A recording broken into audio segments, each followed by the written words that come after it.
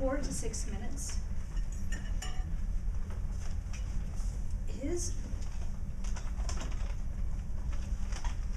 evaluator is John Green, and John, would you like to tell us what his goals are? Today, Jim will be speaking from the Advanced Manual Interpretive Reading, Project number 3, the monodrama. The objectives are to understand the concept and nature of a monodrama,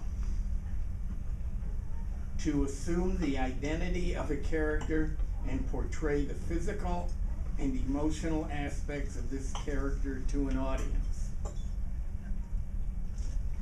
I would like to give one warning, and that is, as with most of the interpretive reading projects, this one, eye contact, is not part of it, so please do not comment that there was a lack of eye contact if you feel there was. And Jim, I will be listening to see how careless you are. Now, Jim and I have already shaken hands, so please don't judge him on that as well. Now, Jim's speech today will be self-evident as it progresses, and all of you over 40 should know who he is representing before he is done. Jim will be doing monodrama, which typically means that he is one person having a conversation with another person, or possibly a couple people. Jim Dane, only one is needed. Only one is needed. Jim Dane.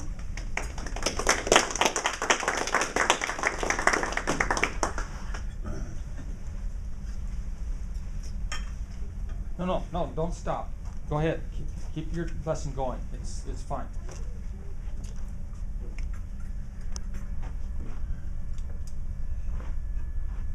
Good job, Barney. Okay.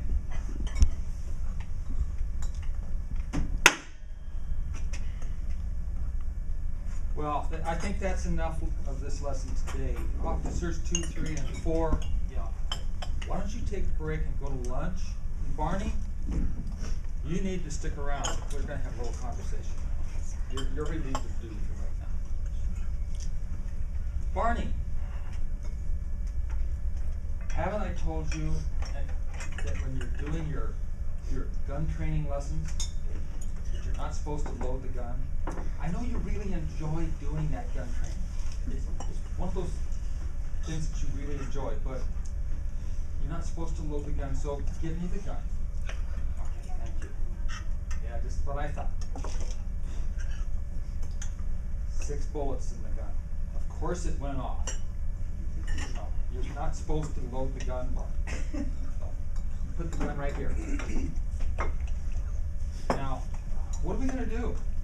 We can't have you shooting your foot off or someone else. Well, yeah, I understand. Gun training is very important, and that the officers were getting a good example of how a gun can accidentally go off by having an accident.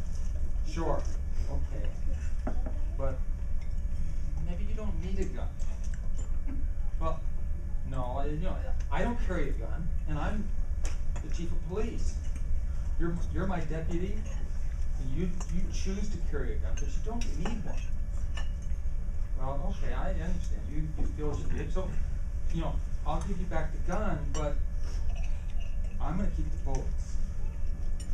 That way I know that everybody's safe, and people will see you carrying your gun. And they'll think, oh, okay, Barney's protected. Well, I'm not going to tell anybody. Why would they think that you're walking around with an empty gun? Oh, it might slip out in conversation. You might laugh. Well, that's your problem. Well, no, that argument won't work. Going to the town council and arguing with the town council that you should have bullets for your gun, I think they might side with me, because this is 4th, 5th time that you've discharged your gun accidentally doing your garrulous training on weapon safety. You know what, Barney? I have an idea. Here, you can have your your gun back. Okay, that's good. But I'm gonna keep the bullets. And in fact, I might give you one bullet, but I don't want you to put the bullet in the gun. I'm gonna put it up here in your shirt pocket. No, nobody's gonna know that you're carrying your bullet around in your shirt pocket. They're gonna think that you have a loaded gun, because then you'll be able to tell people that you have one bullet for your gun. It's up to you if you want to tell them whether it's in your shirt pocket or not, because people won't know. So, here's the gun. Here's the bullet. But no, you can't put it in the gun. Put it in your shirt pocket. I want to know that it's up there. In fact, at times I'm going to walk up and tap your shirt to make sure that bullet's there, because the chief of police, I got to make sure that the town's safe. Well, when do you load the gun? You load the gun when I tell you to. If we have somebody important coming to town and we feel like we need to protect them, I'll tell you, Barney, put your bullet in the gun. Be prepared. No, it's not for you to make the decision to load the gun. It's for me to tell you. You're gonna have to keep it up here, and I'm gonna have to trust you that that's where you're gonna keep it. Do I have your promise?